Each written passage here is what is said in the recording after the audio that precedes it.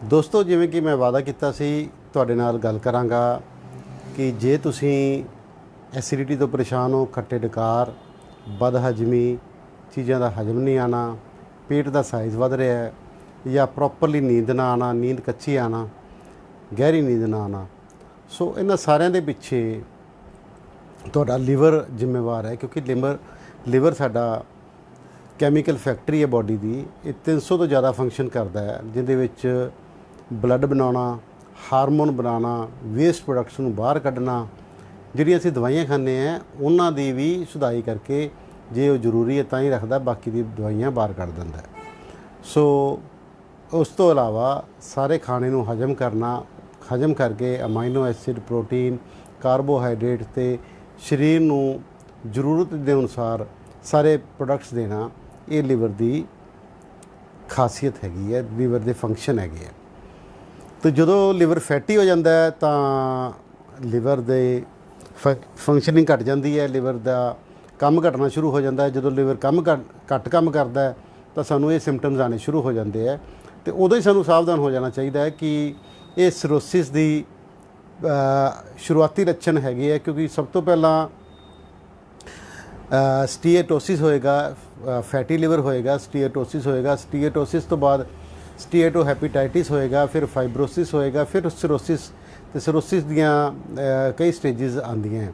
ਸੋ ਪਹਿਲੀ ਸਟੇਜ ਹੈਗੀ ਹੈ ਫੈਟੀ ਲਿਵਰ ਜਾਂ ਸਟੀਏਟੋਸਿਸ। ਉਹਦੇ ਵਿੱਚ ਸਟੀਏਟੋਸਿਸ ਕੀ ਹੈ ਕਿ ਫੈਟ ਦਾ ਲਿਵਰ ਦੇ ਵਿੱਚ ਇਕੱਠਾ ਹੋਣਾ ਸ਼ੁਰੂ ਹੋ ਜਾਂਦਾ ਹੈ। ਜਿਹੜੀ ਫੈਟ ਹੈਗੀ ਹੈ ਉਹ ਜਦੋਂ ਅਸੀਂ ਕੋਈ ਵੀ ਖਾਣਾ ਖਾਂਦੇ ਹਾਂ, ਜੇ ਅਸੀਂ ਜ਼ਰੂਰਤ ਤੋਂ ਜ਼ਿਆਦਾ ਖਾਂਦੇ ਹਾਂ, ਜ਼ਿਆਦਾ ਵਾਰੀ ਖਾਂਦੇ ਹਾਂ, ਥੋੜ੍ਹੀ ਦੇਰ ਬਾਅਦ ਕੁਛ ਨਾ ਕੁਛ ਖਾਈ ਜਾਂਦੇ ਹਾਂ, ਤਾਂ ਉਹਦੇ ਨਾਲ ਕੀ ਹੈ ਕਿ ਬਲੱਡ ਸ਼ੂਗਰ ਲੈਵਲ ਇੱਕੋ ਦਮ ਵੱਧ ਜਾਂਦਾ ਹੈ। ਖਾਸ ਕਰਕੇ ਜਿਹੜੇ ਰਿਫਾਈਨਡ ਸ਼ੂਗਰ ਅਸੀਂ ਖਾਂਦੇ ਹਾਂ, ਜਿਵੇਂ ਕਿ ਮੈਦਾ ਹੋ ਗਿਆ, ਚੀਨੀ ਹੋ ਗਈ, ਜਾਂ ਫਾਸਟ ਫੂਡ ਹੋ ਗਏ, ਇਹ ਚਾਹ ਪੀਣਾ ਹੋ ਗਿਆ, ਜੇ ਵਾਰੀ ਅਸੀਂ ਕੁਛ ਨਾ ਕੁਛ ਖਾਈ ਜਾਵਾਂਗੇ, ਕੁਛ ਨਾ ਕੁਛ ਅੱਧੇ ਘੰਟੇ ਦੇ ਵਕਫੇ 'ਤੇ ਅਸੀਂ ਕੁਛ ਨਾ ਕੁਛ ਖਾਂਦੇ ਰਹਿੰਦੇ, ਮੂੰਹ ਚਲਾਉਂਦੇ ਰਹਿੰਦੇ ਹਾਂ। ਸੋ ਉਹ ਬ੍ਰੇਨ ਨੂੰ ਸਿਗਨਲ ਜਾਂਦਾ ਹੈ ਤਾਂ ਉਹ ਇਨਸੂਲਿਨ ਰਿਲੀਜ਼ ਕਰਦਾ ਹੈ, ਅਤੇ ਇਨਸੂਲਿਨ ਨੇ ਉਹਨੂੰ ਟ੍ਰਾਈਗਲਿਸਰਾਈਡਸ ਜਾਂ ਫੈਟਸ ਦੇ ਵਿੱਚ ਕਨਵਰਟ ਕਰਨਾ ਸ਼ੁਰੂ ਕਰ ਦਿੰਦੀ ਹੈ। ਕਿਉਂਕਿ ਲਿਵਰ ਦੀ ਇੱਕ ਕੈਪੈਸਿਟੀ ਹੈ, ਜਿਵੇਂ ਕਿ ਮੈਂ ਤੁਹਾਨੂੰ ਪਹਿਲਾਂ ਦੱਸਿਆ ਹੈ ਕਿ ਸਿਰਫ 20 ਸਪੂਨਸ ਆਫ ਸ਼ੂਗਰ, ਜਿਹੜੀ 20 ਚਮਚੇ ਹੈਗੇ ਹੈ ਉਹ ਲਿਵਰ ਸਟੋਰ ਕਰ ਸਕਦਾ, ਅਤੇ 100 ਚਮਚੇ ਸਟੋਰ ਕਰ ਸਕਦੇ ਹੈ ਤੁਹਾਡੇ ਮਸਲ। ਐਕਸਰਸਾਈਜ਼ ਸਾਡੀ ਘੱਟ ਹੋਣ ਕਰਕੇ ਲਿਵਰ ਦਾ ਜਦੋਂ ਓਵਰਫਲੋ ਹੋ ਜਾਂਦਾ ਤਾਂ ਇਨਸੂਲਿਨ ਉਹਨਾਂ ਨੂੰ, ਕਿਉਂਕਿ ਸਟੋਰੇਜ ਹਾਰਮੋਨ ਹੈ ਇਨਸੂਲਿਨ, ਉਹਨਾਂ ਨੂੰ ਟ੍ਰਾਈਗਲਿਸਰਾਈਡ ਜਾਂ ਫੈਟੀ ਐਸਿਡ ਦੇ ਵਿੱਚ ਕਨਵਰਟ ਕਰ ਦਿੰਦੀ ਹੈ, ਜਿਹੜਾ ਗਲੂਕੋਜ਼ ਬਾਡੀ 'ਚੋਂ ਆਇਆ ਹੋਇਆ ਹੈ। ਜੋ ਵੀ ਚੀਜ਼ ਅਸੀਂ ਖਾਂਦੇ ਹਾਂ ਉਹ ਕਨਵਰਟ ਹੋਣੀ ਸ਼ੁਰੂ ਹੋ ਜਾਂਦੀ ਹੈ। ਜਦੋਂ ਫੈਟੀ ਐਸਿਡਸ ਲਿਵਰ 'ਚ ਜਾਂਦੇ ਹੈ ਤਾਂ ਲਿਵਰ ਉਹਨਾਂ ਨੂੰ ਫੈਟ ਬਣਾਉਣਾ ਸ਼ੁਰੂ ਕਰ ਦਿੰਦਾ ਹੈ। ਕੁਝ ਫੈਟ ਲਿਵਰ ਦੇ ਵਿੱਚ ਹੀ ਇਕੱਠੀ ਹੋ ਜਾਂਦੀ ਹੈ, ਉਹਦੇ ਨਾਲ ਲਿਵਰ ਦੇ ਵਿੱਚ ਮੋਟਾਪਾ ਆਉਣਾ ਸ਼ੁਰੂ ਹੋ ਜਾਂਦਾ। ਯੂ ਕੈਨ ਸੇ ਕਿ ਲਿਵਰ ਦਾ ਸਾਈਜ਼ ਵਧਣਾ ਸ਼ੁਰੂ ਹੋ ਜਾਂਦਾ ਹੈ, ਲਿਵਰ ਦੀ ਫੰਕਸ਼ਨਿੰਗ ਘਟਣੀ ਸ਼ੁਰੂ ਹੋ ਜਾਂਦੀ ਹੈ, ਲਿਵਰ ਦੇ ਵਿੱਚ ਇਨਫਲਾਮੇਸ਼ਨ ਹੋਣੀ ਸ਼ੁਰੂ ਹੋ ਜਾਂਦੀ ਹੈ, ਜਿਹਨੂੰ ਸਟੀਏਟੋਹੈਪੇਟਾਈਟਿਸ ਕਹਿੰਦੇ ਹੈ। ਉਦੋਂ ਬਾਅਦ ਫਾਈਬਰੋਸਿਸ, ਲਿਵਰ ਸਖਤ ਹੋਣਾ ਸ਼ੁਰੂ ਹੋ ਜਾਂਦਾ ਹੈ। ਲਿਵਰ ਦੇ ਸੈੱਲ ਜਿਹੜੇ ਹੈਗੇ ਹੈ ਉਹ ਧਾਗਿਆਂ ਦੇ ਰੂਪ ਦੇ ਵਿੱਚ ਉਹ ਕੰਮ ਛੱਡ ਜਾਂਦੇ ਹੈ ਅਤੇ ਉਹਨਾਂ ਦੇ ਖੰਡਰ ਰਹਿ ਜਾਂਦੇ ਹੈ, ਫਾਈਬਰੋਸਿਸ ਹੋ ਜਾਂਦਾ ਹੈ।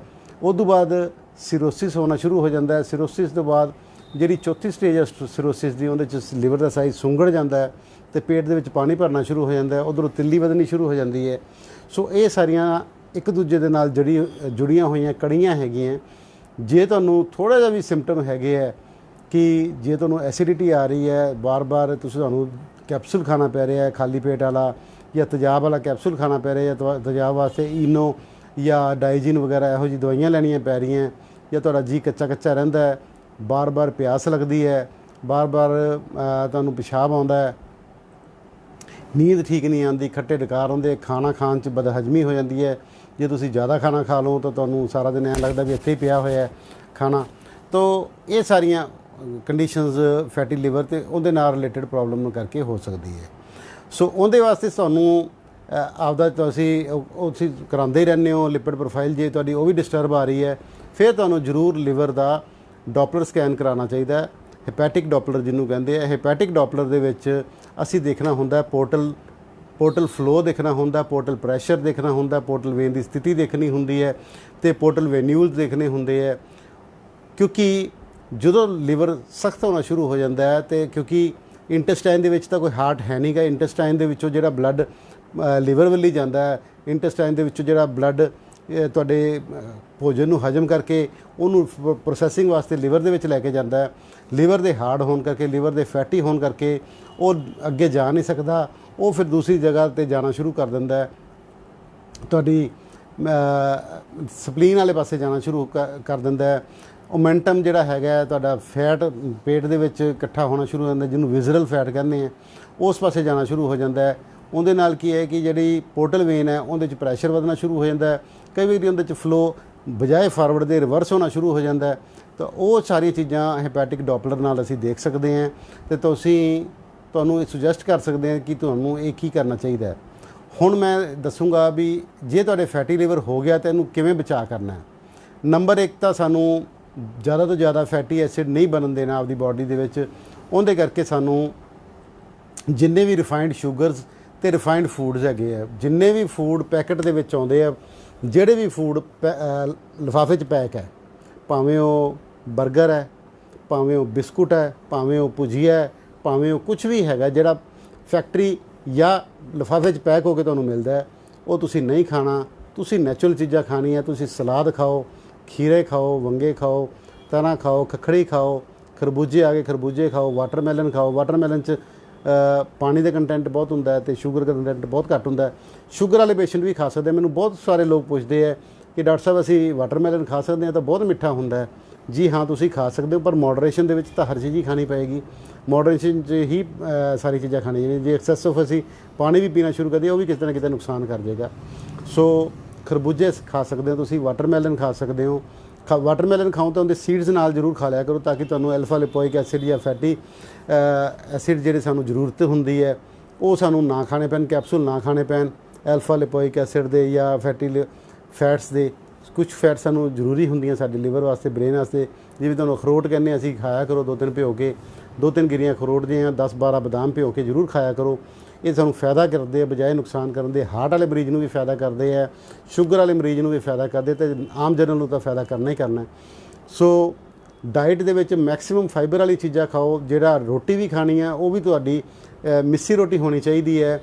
ਤੁਸੀਂ ਉਹਦੇ ਵਿੱਚ ਸੋਇਆਬੀਨ ਦਾ ਆਟਾ ਮਿਕਸ ਕਰ ਸਕਦੇ ਹੋ, ਵੇਸਨ ਮਿਕਸ ਕਰ ਸਕਦੇ ਹੋ, ਕਾਲੇ ਛੋਲਿਆਂ ਦਾ ਆਟਾ ਮਿਕਸ ਕਰ ਸਕਦੇ ਹੋ, ਜਵਾਰ, ਬਾਜਰਾ, ਮੱਕੀ, ਅਤੇ ਇਹ ਸਾਰੀ ਚੀਜ਼ਾਂ ਤੁਸੀਂ ਇਹਦੇ ਵਿੱਚ ਮਿਕਸ ਕਰ ਸਕਦੇ ਹੋ ਆਪਦੇ ਟੇਸਟ ਮੁਤਾਬਕ। ਤੁਸੀਂ ਥੋੜ੍ਹੇ ਪਿਸਾ ਕੇ ਰੱਖ ਲਓ। ਤੁਸੀਂ ਆਟਾ ਗੁੰਨੋ, ਕਦੇ ਜਵਾਰ ਪਾ ਲਿਆ, ਕਦੇ ਬਾਜਰਾ ਪਾ ਲਿਆ, ਕੋਈ ਗਰਮੀ ਸਰਦੀ ਦਾ ਫਰਕ ਨਹੀਂ, ਕਿਉਂਕਿ ਅਸੀਂ ਕੁਆਂਟਿਟੀ ਇੰਨੀ ਥੋੜ੍ਹੀ ਖਾ ਰਹੇ ਹਾਂ। ਔਰ ਉਹਦੇ ਵਿੱਚ ਜਿਹੜੇ ਕੈਲਸ਼ੀਅਮ ਦੇ ਬਾਰੇ ਜਿਹੜੇ ਨਿਊਟ੍ਰੀਐਂਟਸ ਹੈ ਸਾਡੇ ਆਮ ਆਟੇ ਵਿੱਚ ਨਹੀਂ ਹੈਗੇ, ਉਹ ਸਾਨੂੰ ਉੱਧਰੋਂ ਮਿਲ ਜਾਂਦੇ ਹੈ। ਸੈਕੰਡਲੀ ਉਹਦਾ ਗਲਾਈਸੀਮਿਕ ਇੰਡੈਕਸ ਘੱਟ ਜਾਂਦਾ ਹੈ, ਸ਼ੂਗਰ ਵਾਲੀ ਕੰਡੀਸ਼ਨ ਘੱਟ ਜਾਂਦੀ ਹੈ। ਭਾਵੇਂ ਸਾਨੂੰ ਸ਼ੂਗਰ ਨਹੀਂ ਹੈਗੀ ਤਾਂ ਵੀ ਸਾਨੂੰ ਲੋ ਗਲਾਈਸੀਮਿਕ ਇੰਡੈਕਸ ਵਾਲੇ ਫੂਡ ਜ਼ਿਆਦਾ ਖਾਣੇ ਚਾਹੀਦੇ ਹੈ, ਤਾਂ ਜੋ ਤੁਹਾਡਾ ਜਿਹੜਾ ਫੈਟੀ ਲਿਵਰ ਹੈ ਉਹ ਬਜਾਏ ਦਵਾਈਆਂ ਦੇ ਨਾਲ ਖੁਰਾਕ ਨਾਲ ਹੀ ਘਟ ਜਾਵੇ। ਜੇ ਤੁਸੀਂ ਇਸ ਬਾਰੇ ਮੇਰੇ ਤੋਂ ਹੋਰ ਕੋਈ ਜਾਣਕਾਰੀ ਲੈਣੀ ਹੈ ਤੁਸੀਂ ਮੇਰੇ ਕੋਲ ਆ ਕੇ ਅਪਾਇੰਟਮੈਂਟ ਲੈ ਕੇ ਮੈਨੂੰ ਮਿਲ ਸਕਦੇ ਹੋ। ਠੀਕ ਹੈ, ਮੇਰਾ ਪਤਾ ਹੈਗਾ doctor Sham Sundar Goyal, doctor Goyal super scan, opposite doctor Dinesh and doctor Roopjot Bhandari, near Tarn Taran Gurdwara, Bathinda road, Shri Muktsar Sahib. ਮੇਰਾ ਕੰਟੈਕਟ ਨੰਬਰ ਹੈ 9256693566। ਸੈਕਿੰਡ ਨੰਬਰ ਹੈ 8453684636। ਥੈਂਕ ਯੂ ਵੈਰੀ ਮਚ ਦੋਸਤੋ, ਬਾਏ।